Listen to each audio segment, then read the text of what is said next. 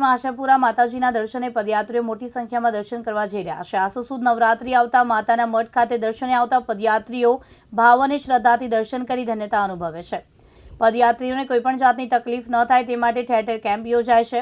ત્યારે શ્રી લક્ષ્મીનારાયણ સનાતન મિત્ર મંડળ ગુણાતીતપુર દ્વારા મોરકપુર આંબરડી નજીક પદયાત્રીઓ માટે સેવા કેમ્પનું આયોજન કરવામાં આવ્યું। ભચાઉ ભુજ વાયા દુધઈ રોડ પર હાલમાં ખૂબ જ મોટી સંખ્યામાં આશાપુરા માતાજીના દર્શન કરવા જાય છે। સેવાભાવી લોકો કચ્છમાં અનેક સંસ્થાઓ દ્વારા પદયાત્રીઓ દ્વારા કેમ્પ કરવામાં આવે છે। ખાસ તો દિવ્યાંગ જે આપનું જે ચેનલના માધ્યમથી આ કેમ્પ માટે માહિતી આપવા માટે ખૂબ ખૂબ ધન્યવાદ। આ કેમ્પ 20 થી 21 વર્ષ થઈ ગયા। શરૂઆત પહેલા ટ્રેક્ટરથી અમે ચાલુ કર્યો હતો અને ગુણાતીતપુર સનાતન યુવા મંડળ માં ઉમિયાના સંતાનો બધાએ અને લક્ષ્મીનારાયણના ઉપાસકો બધા મિત્રો સાથે મળી અને આ રાહ પર જતા પદયાત્રીઓને જ્યારે જોયા ત્યારે અહીંયા બહુ જ ઓછી સેવા હતી અને અહીંયા કને બહુ જ માણસો હેરાન પણ થતા હતા। રસ્તા ઉપર સિંગલ રસ્તો હતો એટલે એ ટાઈમે બધાને વિચાર આવ્યો કે આપણા આંગણેથી ત્યાં માતાના ધામ જે હાલીને જતા હોય તો આપણે પણ યથાશક્તિ આપણે કોઈ પણ સેવાના માધ્યમથી એમને આપણે ઉપયોગી થવું જોઈએ। તો કચ્છની ધણિયાણીમાં આશાપુરા જે આજ આપણા આસ્થાનું કેન્દ્ર છે અને કચ્છ ઉપર એના ખૂબ રખેપા છે એવી માં આશાપુરાના ધામ જે અહીંયા પદયાત્રીઓ જાય છે એના માટે અમે સૌ મિત્રો મંડળ સાથે રહી અને આ 21 વર્ષથી કેમ્પ ચલાવીએ છીએ। શરૂઆતમાં નાની સેવા હતી પણ અત્યારે અમે બધાએ ભોજનથી લઈ નાસ્તા સવારના મેડિકલ વ્યવસ્થા ઉવાની નાહવાની અને તમામ પ્રકારની પદયાત્રીઓ માટે યથાશક્તિ જેટલી થાય એટલી કોઈનો પણ સાથ સહકાર લીધા વગર અમારી પોતાની વાર્ષિક આવકમાંથી જ અમે આ કેમ્પને ચલાવીએ છીએ અને માતાજીનો ખૂબ રાજીપો છે। અમે કોઈને વચન નથી આપતા પણ અમને એટલો વિશ્વાસ છે કે જે અહીંયા તન મન અને ધનથી જે જોડાય છે એનું માં ખૂબ સારું એનું બીજા વર્ષે પરિણામ પણ મળે છે અને માતાજીનો ખૂબ આશીર્વાદ પણ છે અને પદયાત્રીઓને પણ બધાને ખૂબ ખૂબ શુભકામનાઓ કે માના ધામ જાય છે અને માં એમને ખૂબ એની જે મનોકામના હોય એ પૂર્ણ કરે અને સૌનો માટે માના રાજીપો રહે એવી આપના ચેનલના માધ્યમથી સૌને આજ અહીંયા માતાજીના ચરણોમાં પ્રાર્થના કરી છે। સુરેશભાઈ, ખાસ કરીને જે આ કેમ્પ છે એ કેટલા દિવસ રહેવાનું છે અને ક્યારે ચાલુ થયો? આમ તો પેલા 7 થી 8 દિવસ રહેતો પણ અત્યારે જલ્દી નીકળતા 5 થી 6 દિવસ આ કેમ્પ અહીંયા રહે છે। એટલે પેલા નોરતા સુધી બીજા નોરતા સુધી ચાલતો પણ હવે સમય જતા માણસો નોરતા પહેલા ગામમાં કરવાના હોય તો થોડાક આપણે આઠમ નોમથી જ આ કેમ્પ ચાલુ થઈ જાય છે અને ત્યારથી જ અમે અહીંયા સેવા માટે 24 કલાક આ કેમ્પમાં અમે બધાએ સેવા આપીએ છીએ અને બધા મિત્રો અમે આપીએ। કોઈને કોઈ આગ્રહ નથી કરતા કે કોઈ એના માટે આગોતરા આયોજન નથી પણ છતાંય બધા પોતાના તન મન અને જવાબદારી સમજી અને બધા મિત્રો અહીંયા સેવા માટે આવે છે।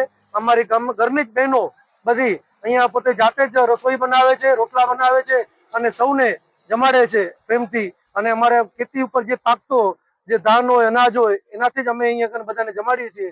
એટલે જે અમારા કને છે એ જ અમે માના ચરણોમાં અર્પિત કરીએ છીએ અને માં આપે છે અને માને ભક્તોને અમે પીરસીએ છીએ। અને સુરેશભાઈ, ખાસ કરીને ભચાઉ તાલુકાની વાત કરવામાં આવે તો ભચાઉ તાલુકામાં કેટલા કેમ્પો હશે અને આ લોકો દરરોજ કેટલા કેમ્પનો લાભ લે છે? અહીંયા અત્યારે આપણે વર્તમાનમાં લગભગ આપણે સામખિયા રીતે આગળ જોઈએ સુરજબા રીતે તો 50 ઉપર કેમ્પો અત્યારે વર્તમાનમાં છે અને હર વર્ષે એનો વ્યાપ વધતો જાય છે। એટલે ઘણા બધા ભાવિક ભક્તો અહીંયા લાભ લે છે અને લગભગ નહીં તો રોજના 400-500 ભાવિક ભક્તો પર ટાઈમ જમવે છે અને અહીંયા તો નીકળે તો બધા અહીંયાથી જ છે। એટલે કોઈને ચાય પાણી કોઈ આની ગણતરી કરવાની હોય નહીં અને કરાય પણ નહીં। આ તો જેના ભાગ્યમાં લખ્યું હોય એ આપણો અહીંયા અન્નનો દાણો ગ્રહણ કરે અને આપણી આ ભૂમિ પર અહીંયા કને વિયામો લે। એટલે આના અંદર કોઈ આના આંકડા ના હોય પણ જે માને જે સ્મરણ કરે અને અમારી કઈ અહીંયા સેવાની જેને લાભ લેવો હોય અહીંયા ઉભા રહે। કોઈને અમે વિઘ્ન ના કરીએ કે બેસો ચાય પીતા જાઓ જમતા જાઓ પ્રેમથી આવે એને બધાને મીઠો આવકાર આપીએ છીએ અમારા ભાવિક ભક્તો અને સેવા કેમ્પના કાર્યકર્તા દ્વારા। પણ કોઈને અમે એમ કે કોઈ સમ દઈને અથવા કોઈ રીતે નડીને કોઈને અમે કોઈની વિઘ્ન નથી ઉભું કરતા। માતાના મઠ જતા પદયાત્રીઓ માટે આપણે કેમ્પ રાખીશું એ વ્યવસ્થા કરવામાં આવી છે। ખૂબ સરસ અને સુંદર વ્યવસ્થા અમે અહીંયા કેમ્પની અંદર રાખીએ છીએ। અમારા કેમ્પનું નામ પણ અમે આપેલું છે શ્રી લક્ષ્મીનારાયણ સનાતન મિત્ર મંડળ, જે અમે બધા મિત્રો સાથે મળી અને આ કેમ્પનું આયોજન કરીએ છીએ। કેમ્પની અંદર સરસ જમવાની વ્યવસ્થા 24 કલાક ચાય નાસ્તો અને મેડિકલ તો 24 કલાક ચાલુ રાખીએ છીએ અને બે ટાઈમ જમવાનું સુંદર મજાનું સરસ જમવાનું સાત્વિક ભોજન સાદું અને સવારમાં 4:30 થી 4 વાગે અમે સવારમાં નાસ્તો ચાલુ કરી અને આ રોજ કેમ્પનો શુભારંભ કરીએ છીએ અને સર્વે મિત્રોના સાથ સહકારથી અમે આ કેમ્પ ચલાવીએ છીએ. ખાસ કરીને દાતાઓનો કેવો સહયોગ રહ્યો છે? દાતાઓનું આમાં કોઈ પ્રશ્ન જ નથી આવતો.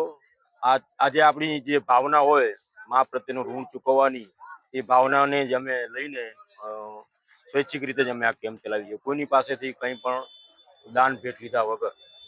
ખાસ કરીને પદયાત્રી માટે મેડિકલ માટે શું? મેડિકલ માટે અમારે ખૂબ સરસ સારી વ્યવસ્થા છે. અમારા ગામના જે એક મિત્ર ડૉક્ટર છે એમની અમે સેવા લઈએ છીએ અને અમે અમારા 2-3 ભાઈઓ આની મેડિકલની અંદર કોર્સ કરેલો છે, એ ભાઈઓ અહીંયા પર્ટિક્યુલર વ્યવસ્થિત જ અને સારી વ્યવસ્થા આપે છે. કેટલા દિવસનો કેમ્પ રહેશે?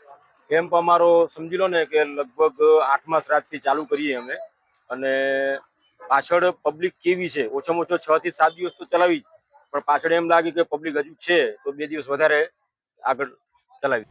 દીપક આહી, દિવ્યાંગ ન્યૂઝ, કચ્છ.